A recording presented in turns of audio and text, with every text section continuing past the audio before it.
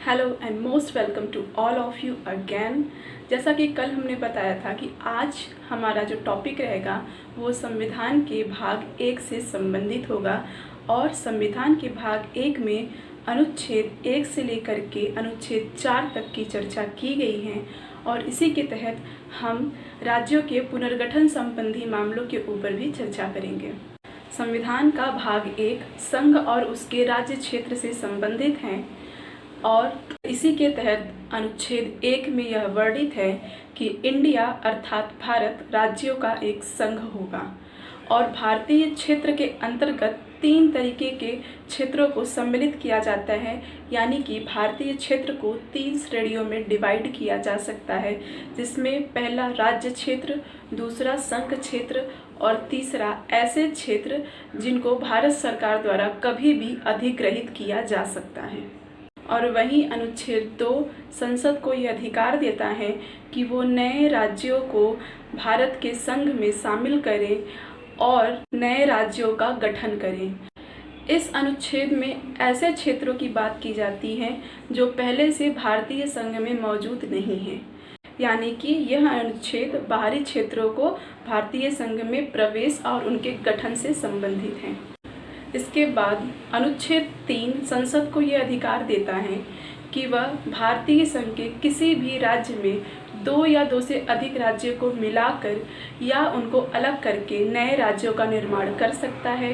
संसद किसी भी राज्य की सीमा को घटा या बढ़ा सकता है या परिवर्तित कर सकता है या किसी भी राज्य के नाम का परिवर्तन कर सकता है, उसके नाम को बदल सकता है। दूसरे शब्दों में अगर हम कहें तो संसद अपने अनुसार भारत के मानचित्र का पुनर्निर्धारण कर सकता है।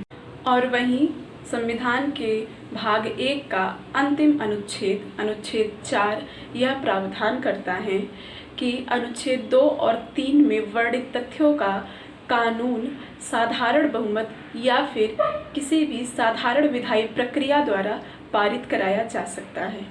लेकिन इन सब के बावजूद संसद को ये अधिकार नहीं है कि वो भारत के किसी भी राज्य की सीमा को समाप्त करे या फिर भारत के किसी भी क्षेत्र को किसी अन्य देश को सौंप दे।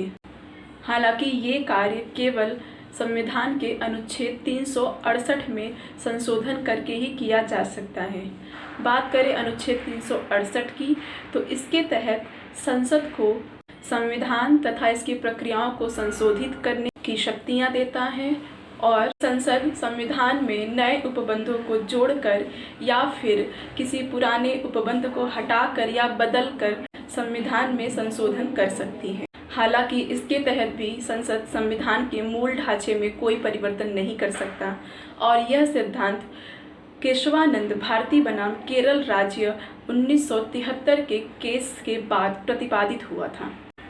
अनुच्छेद 368 के मद्देनज़र 2015 में 100वां संविधान संशोधन किया गया और उसके तहत भारत और बांग्लादेश के बीच समझौता किया गया और 51 इनक्लेव यानी कि विदेशी अंतर क्षेत्रों को भारत द्वारा अधिग्रहित किया गया और 111 इनक्लेव्स को बांग्लादेश को भारत द्वारा हस्तांतरित किया गया।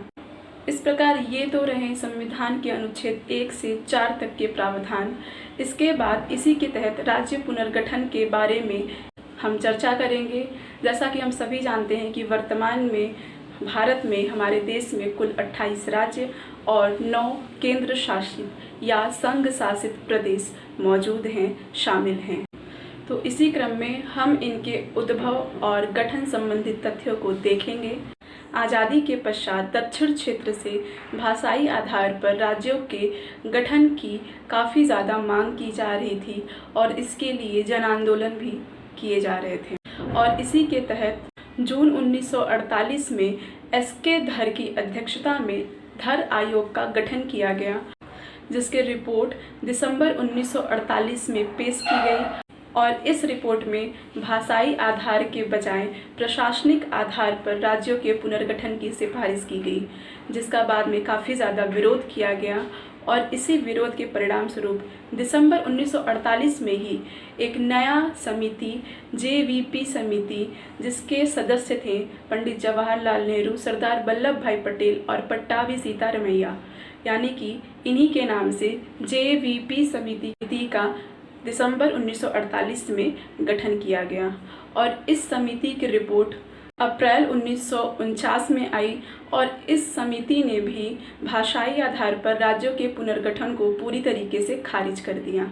इसके बाद काफ़ी ज़्यादा जन आंदोलन हुआ, काफ़ी ज़्यादा विरोध किया गया और भाषाई आधार पर तेलुगु भाषी लोगों ने मद्रास में एक अलग राज्य की मांग के लिए काफ़ी ज़्यादा विरोध किया और इसी विरोध आंदोलन में 56 दिनों के भूख हड़ताल के दौरान कांग्रेसी कार्यकर्ता पोट्टी श्रीरामुलु की मृत्यु हो गई, जिसके बाद मजबूरीवश अक्टूबर 1953 में तेलुगु भाषी पहला राज्य आंध्र प्रदेश का गठन किया गया और आंध्र प्रदेश के गठन के साथ ही अन्य क्षेत्रों में भी भाषाई तौर पर, भाषाई आधार पर अलग अलग राज्यों की मांग उठने लगी और अंततः दिसंबर 1953 में फजल अली आयोग का गठन किया गया, जिसकी अध्यक्षता फजल अली ने किया था।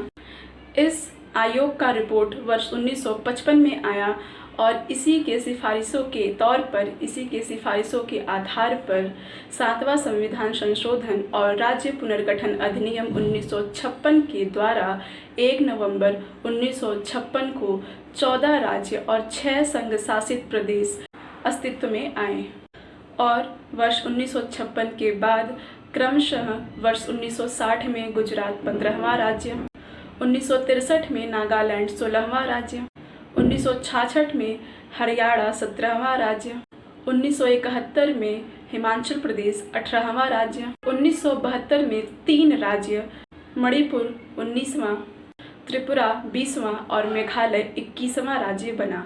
36वें संविधान संशोधन द्वारा वर्ष 1975 में सिक्किम 22वां राज्य बना। वर्ष 1987 में 3 राज्य क्रमशः मिजोरम 23वां, अरुणाचल प्रदेश 24वां और गोवा 25वां राज्य बना। इसके बाद वर्ष 2000 में 3 और राज्य मध्य प्रदेश से अलग होकर छत्तीसगढ़ 26वां, उत्तर प्रदेश से उत्तराखंड 27वां और बिहार से झारखंड 28वां राज्य बन करके सामने आया और लास्ट में वर्ष 2014 में आंध्र प्रदेश से अलग करके तेलंगाना राज्य को, जो कि 29वां नंबर का राज्य बना।